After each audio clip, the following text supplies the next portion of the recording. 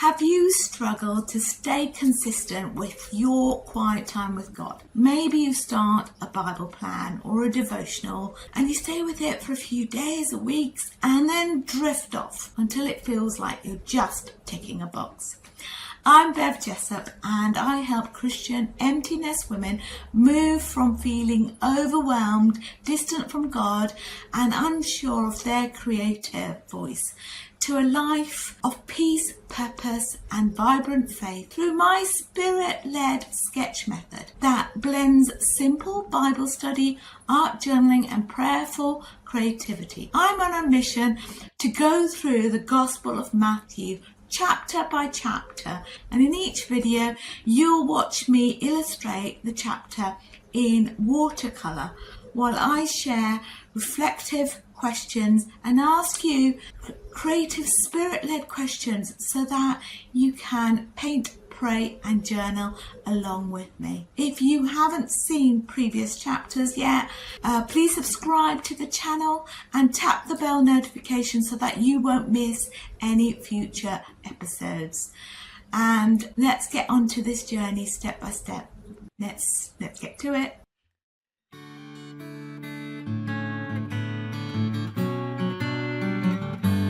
Okay, I'm going to be reading chapter 11 from Matthew's Gospel, and I'm using the New International Bible, New International Living Translation, should I say. And you can follow along with me or you can just listen. So let's get to it. Matthew 11. When Jesus had finished giving these instructions to his 12 disciples, he went out to teach and preach in towns throughout the region.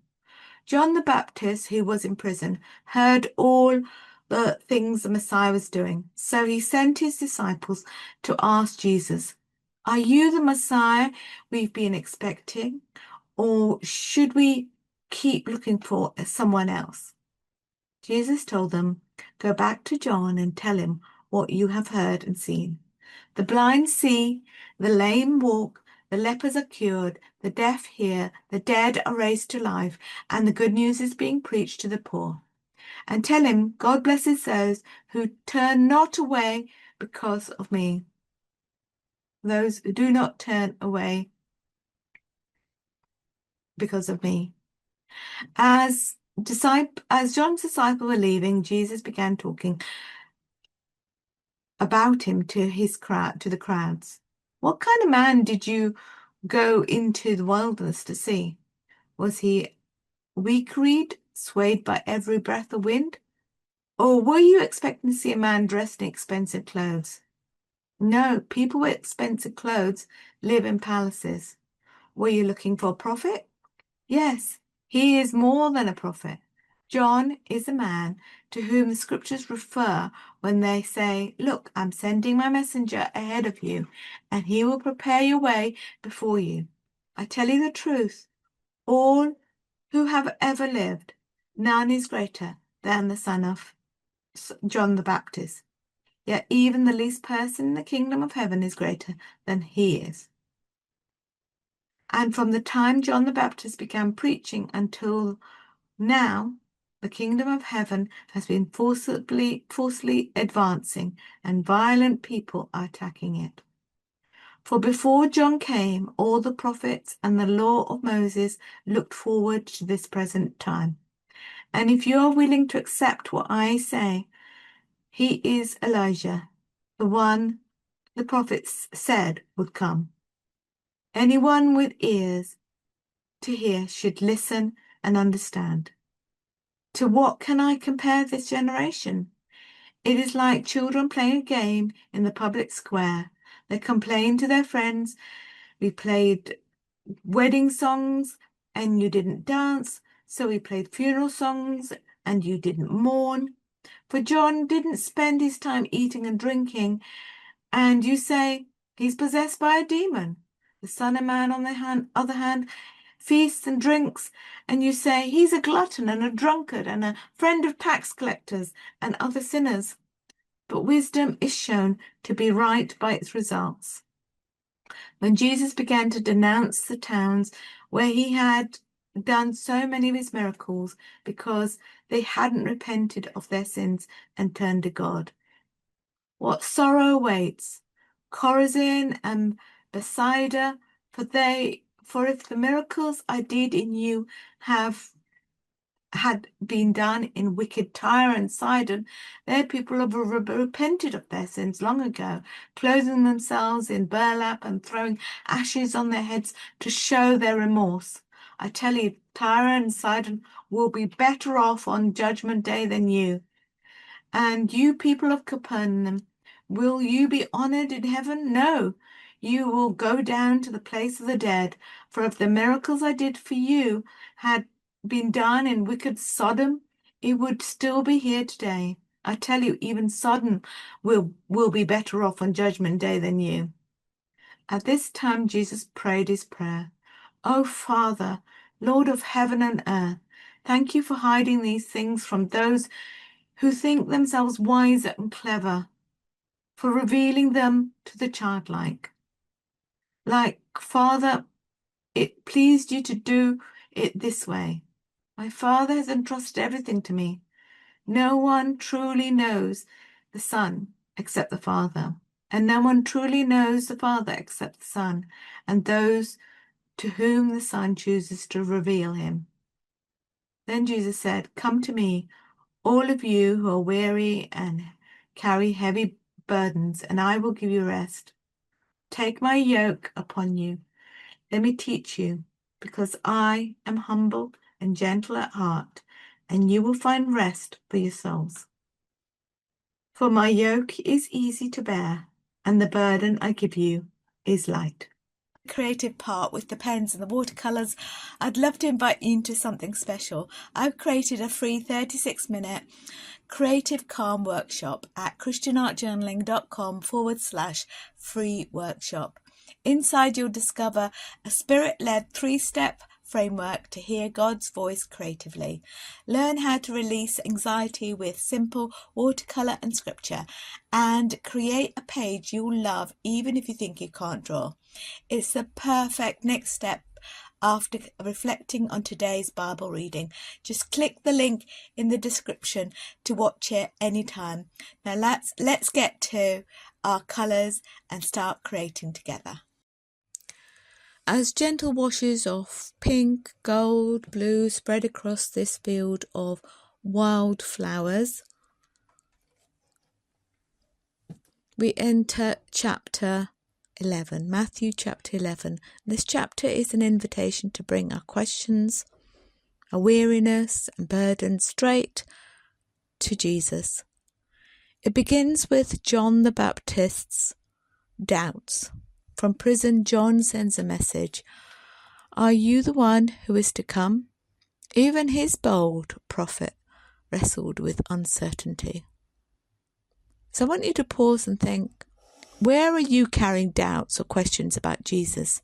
And how can you bring those honestly to him like John did? Jesus responds with patience and proof of his works. Blind seeing, lame walking, good news proclaimed. As I paint soft purple shadows across the hills, I think of his steady reassurance when our faith wavers. Then Jesus laments over cities that refuse to repent, reminding us that hardness of heart can hide beneath a busy life. I deepen the meadow greens, letting the colour sink in as I ask where I might resist his call. Later, he lifts his voice with one of the most tender invitations in Scripture. Come to me, all who are weary and burdened, and I will give you rest. His rest is more than a nap. It's a deep release of striving. So pause now and think, what heavy burden do you need to hand over to Christ? Jesus describes himself as gentle and humble in heart, And as I add delicate flowers, I ponder how his gentleness redefines power. And I want you to pause and think, what does his gentleness teach you about leadership and love? And finally, the painting glows with soft sunrise light, a symbol of hope for everyone longing for peace. Now I want you to reflect now, how can you help someone else find rest in Jesus this week? Matthew closes with a simple promise: my yoke is easy and my burden is light.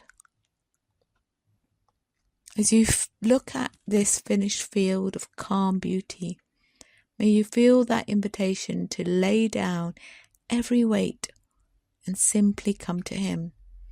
You might want to do some lettering in a white Posca pen or gold ink, which says, "Come to me, gentle and humble in heart, peace in the weary, bring your doubts."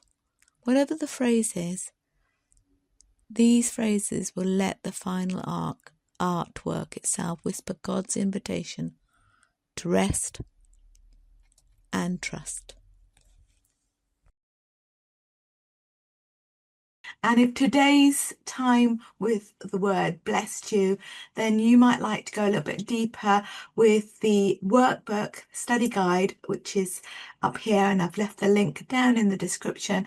It pairs up beautifully with every video in this series, and you'll find that link down below. So if you are longing for more than just a single video and you want to join a community of like a global sisterhood of women who love joining their creativity with their faith, then come and join us in the Creative Sanctuary.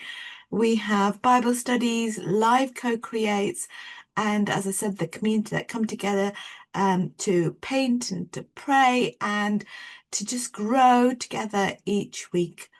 So all the links are right below, and all the tools and things like that that I use are down below as well. So don't forget to like, subscribe and share your thoughts in the comments, and maybe tell me what resonated with you in Matthew 6. And if you want to watch the previous chapters, you'll see the videos up here somewhere.